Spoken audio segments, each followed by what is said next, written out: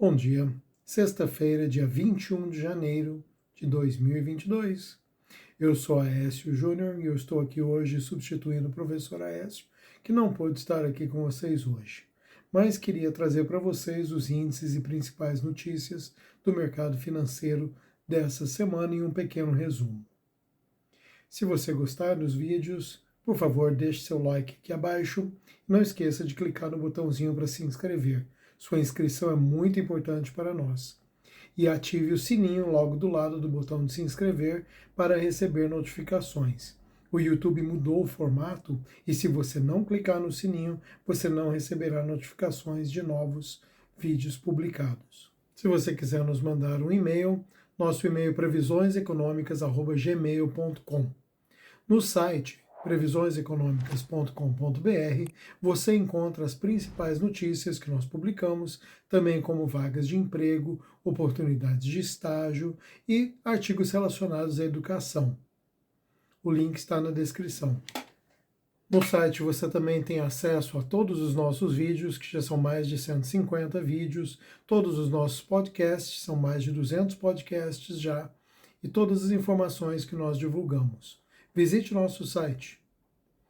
Vamos então agora para a análise dos principais índices e notícias desta semana. Falando então em Bolsa de Valores, mercado asiático. As ações Blue Chip da China fecharam em alta nessa quinta-feira e isso foi devido ao corte de uma série de taxas de juros para impulsionar a economia chinesa. Os investidores, então, na expectativa de mais afrouxamento monetário por Pequim, resolveram investir novamente na China. O índice CSI 300, que reúne as maiores companhias instaladas em Xangai e Shenzhen, ganhou 0,9%, enquanto o índice Xangai teve uma pequena queda de 0,09%. Então, essa semana, essas taxas de juros ajudaram a impulsionar a economia chinesa. Falando da Europa, as principais bolsas europeias ficaram mistas nessa quinta-feira e fecharam essa semana de forma mista com tendência de baixa. O problema? Inflação ao consumidor na zona do euro e ao produtor na Alemanha. A Alemanha está afirmando que as empresas não estão repassando os altos custos de materiais para os consumidores. Então, os analistas estão dizendo que isso não é, na opinião deles, uma ameaça à estabilidade de preços, porém é uma ameaça às margens de lucro das empresas, que não estão repassando esses altos custos. Já nos Estados Unidos, as bolsas de Nova York fecharam em queda nessa quinta-feira. Estão bem voláteis, especialmente pressionadas perto do encerramento do pregão. As perspectivas para o aperto monetário pelo Federal Reserve, o Banco Central americano, foram observadas na medida em que a reunião da autoridade se aproxima nessa próxima semana. Os rendimentos dos Treasuries tiveram uma pausa em seu avanço recente, o que deu um impulso durante o dia à parte das ações. Investidores avaliaram ainda a publicação de balanços do quarto trimestre. No fechamento, Dow Jones caiu 0,89%, o S&P 500 cedeu 1,10% e a Nasdaq teve uma baixa de 1,30% nessa quinta-feira. Vindo para o Brasil, as incertezas no Brasil é que levam os investidores a reduzir seus investimentos de risco no país. Com isso, o Ibovespa sofreu uma queda de 3,1% nessa semana. O principal índice de ações do país chegou a operar abaixo de 116 mil pontos durante o pregão de sexta-feira. Então, o resultado semanal foi o mais negativo entre os principais praças do mundo. Quanto ao dólar, tivemos uma leve alta nessa semana. Ele ainda está em queda, mas teve uma pequena alta nessa quinta-feira. Isso deve estimular um pouco o mercado brasileiro. Quanto ao euro, se manteve estável durante essa semana, sem grandes quedas ou grandes altas. Falando em petróleo, o tipo Brent em Nova York está cotado no fechamento anterior a 88,38. Está em queda, teve uma pequena queda de 1,41% essa manhã e está operando razoavelmente estável essa semana. O ouro se manteve no patamar de 1.800, está hoje em 1.834, está com uma pequena queda de 0,45% no momento. A prata está cotada a 24.716. A abertura hoje foi em 24,53. Teve uma pequena alta, mas nada muito significativo durante a semana, tem se mantido estável. As commodities estão de forma mista. Nós temos o ouro e a prata com uma pequena alta nos últimos 15 minutos, mas com a tendência de baixa.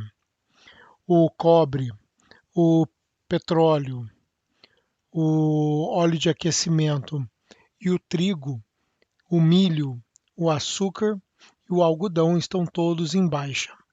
Alta somente gás natural, platina e a pequena alta temporária do ouro e da prata. Falando em economia e nos destaques, temos que mencionar inicialmente que o Ômicron, a variante Ômicron da pandemia, segue se espalhando rapidamente, porém as evidências que temos indicam que os sintomas provocados são mais brandos, são mais leves do que de variantes anteriores. Os governos e o mercado vê redução na chance de medidas de restrição da mobilidade que poderiam impactar a atividade econômica. Isso significa que esta variante não deve ter um grande impacto sobre a atividade econômica. Então, digamos que essa parte é uma boa notícia, apesar da má notícia de estar se espalhando rapidamente. No Brasil também temos o risco fiscal relacionado ao orçamento de 2022. Isso volta a ser destaque essa semana. Quanto aos dados macroeconômicos, os destaques foram os fortes resultados fiscais, a inflação medida pelo IGPM e dados sobre emprego. O que significa isso? Mesmo com o orçamento aprovado, nós temos riscos fiscais que permanecem. As notícias dos últimos dias vêm apresentando riscos adicionais ao orçamento de 22, principalmente ao teto de gastos. Em particular, preocupam a desoneração da folha e os gastos com o pessoal. Falando então das principais notícias que estão em destaque hoje, o Mercado Livre comprou a fatia do mercado Bitcoin e na Paxos. Mercado Livre, MELI 34, anunciou nesta quinta-feira que comprou uma fatia na 2TM, controladora do mercado Bitcoin da plataforma de blockchain Paxos.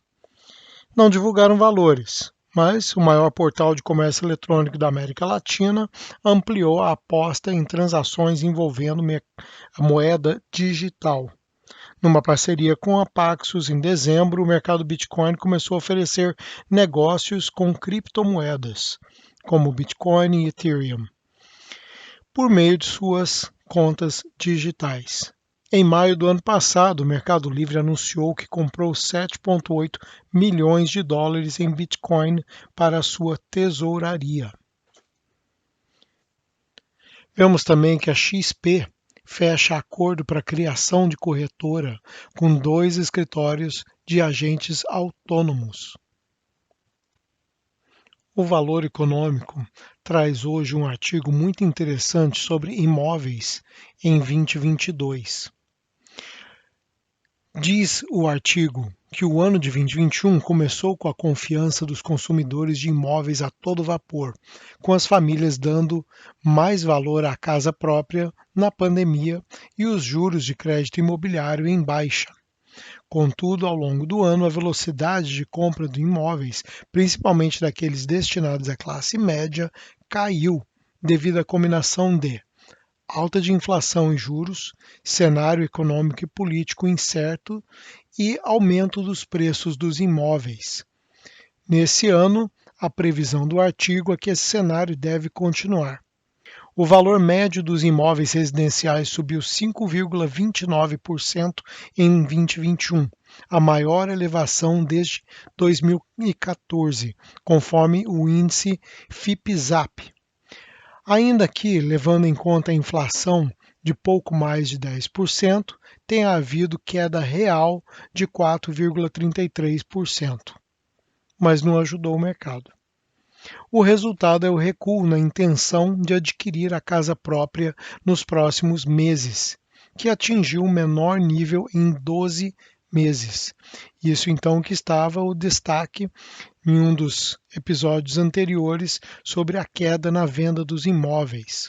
Uma curiosidade falando do mercado de imóveis é que algumas empresas nos Estados Unidos, por conta da pandemia, começaram a rever os seus imóveis comerciais.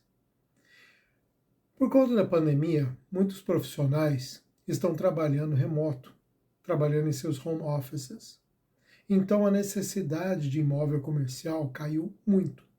Até mesmo o trabalho híbrido tem influenciado a necessidade de grandes andares, de ter uma sede imensa para os funcionários. Então, algumas empresas nos Estados Unidos que são donas de grandes imóveis comerciais começaram a converter seus imóveis em imóveis residenciais, porém com um foco diferente. Hoje, o profissional que trabalha a partir de casa, o profissional especialmente na área de TI, ele precisa de infraestrutura, de comunicação de alta velocidade, de uma internet confiável. Então, essas empresas têm prédios com essa infraestrutura, com salas de reuniões, com ar-condicionado e aquecimento central. Então, elas conseguem converter o prédio de comercial em pequenas unidades residenciais para profissionais, para solteiros, casados e com pequenas famílias, com espaços pequenos, em grandes cidades, onde há um déficit muito grande de imóveis residenciais, onde o aluguel é muito caro por conta dessa falta de imóveis. Elas conseguem transformar um edifício que antes tinha 100, 200 empresas em 1.000 unidades de residência a um custo mais baixo, mas que ainda justifica o custo operacional do prédio, oferecendo uma infraestrutura para esses profissionais, não só de internet via fibra ótica em alta velocidade, mas salas de reunião, salas para trabalho, salas que eles podem alugar por hora ou por dia, e uma infraestrutura muito mais robusta para esse novo modelo de trabalho híbrido ou remoto que surgiu especialmente com a pandemia. Interessante para os fundos imobiliários. Se isso se tornar uma tendência, se isso se propagar ao Brasil, isso poderá vir a influenciar os FIIs que existem hoje no Brasil e talvez os seus investimentos. Fique de olho. Espero que tenha gostado desse vídeo. Segunda-feira, o professor Aécio estará novamente aqui para apresentar mais um tema interessante. Veja nossos outros vídeos, assista nossas outras aulas, escute o nosso podcast. Não esqueça de deixar o like logo aqui abaixo do vídeo e se inscrever e ativar o sininho. Tenha uma boa sexta-feira, bons negócios, bom final de semana e até segunda-feira. Obrigado.